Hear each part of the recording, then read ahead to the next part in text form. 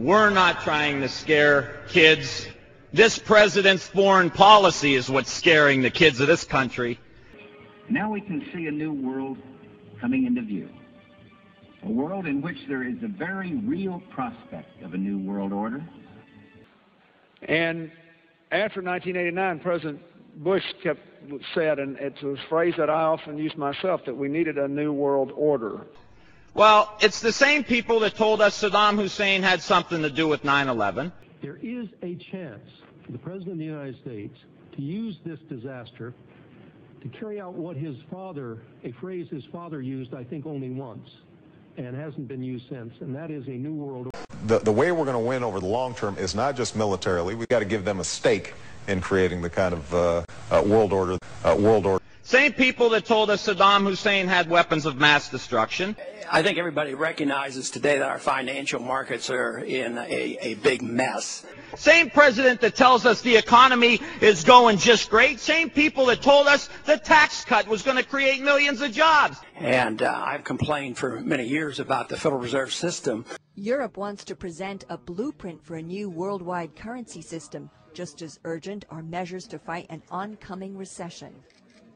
Now, I risk sounding like a conspiracy theorist, but it's no longer a theory. What I'm about to say is fact. The secret organizations of the world power elite are no longer secret. They have planned and are now leading us into a one-world communist government. Same people that told us we were going to be able to use the oil for reconstruction money. The combining of national governments started with the European Union. That union started with trade agreements, then a common currency, the euro, and now a European Parliament that is feverishly passing laws that override the laws of the member nations. Same people that told us that we'd be greeted as liberators, not occupiers. A constitution was drafted but rejected by a few of those nations, but never mind. They implemented it anyway.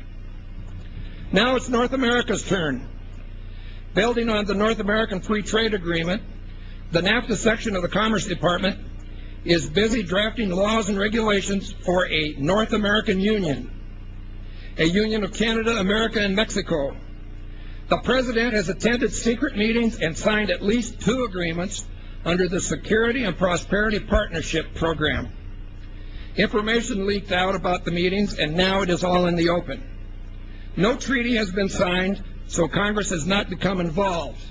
However, money from our Treasury is now being spent for this effort. We will have a new currency, the Amero, and a new constitution modeled on the Soviet Union's constitution. Our rights will not be inalienable, but they will be granted by government, who can also take them away. Same people, same president that told us the Taliban is gone. Can you believe all the stories in the newspapers and on TV? You just can't get away from everybody talking about this NASA superhighway. Yeah, nobody's talking about it. It's a giant roadway that will run across the United States connecting Canada and Mexico. Why is no one talking about it? Because no one will admit to it. It's only crazy people like me that have even mentioned it, dare mention it on the air. I told you before, and I'll tell you again. When it comes to the government, it's all about misdirection. They grab your attention. Hey, everybody, look over here. And that's when they're doing the real work in the shadows over here when no one's looking. But, sorry to break it to Washington, I see you. Same president that told us that Poland is our ally 2 days before they pull out. Literally under the cover of darkness, the Transportation Department late Thursday launched its one-year pilot program that will allow hundreds of Mexican trucks unrestricted access to U.S. highways. That despite the objections of Congress, trucking unions, and border security advocates. The arrogance and the attitude that we're witnessing right now that's going to try to shove this program through, open up the border, regardless of the views of the American people, regardless of the views of the Congress. Where does money come from? Brings to mind a picture of the mint printing bills and stamping coins. Money, most of us believe, is created by the government. It's true, but only to a point. But in real life, there are some questions now about how much gold really lies behind those thick granite walls. The gold reserves stored at the Kentucky Army base have not been audited, though. Counted, figured out how much is there. for nearly 50 years. Same president that tells us Iraq is going just great. Same people that told us that the Medicare program only cost $400 billion when it really cost $540 billion. So please forgive us for not believing what you're saying. And others is an independent audit, somebody from the outside to go in and count it, because there's some speculation that it gets traded around from country to country based on the dollar and the levels of gold and the level of the currency internationally. So that is of great concern to these folks. Ironically, a lot of what we have to say is on the record. It's on the public record. The Bank for International Settlements has admitted to influencing the gold price.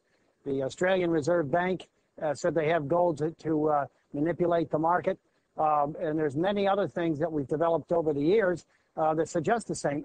It all started with Alan Greenspan in front of Congress in 1998 said central banks are going to lease gold in increasing quantities should the price rise. And that's exactly what they've been doing all this time.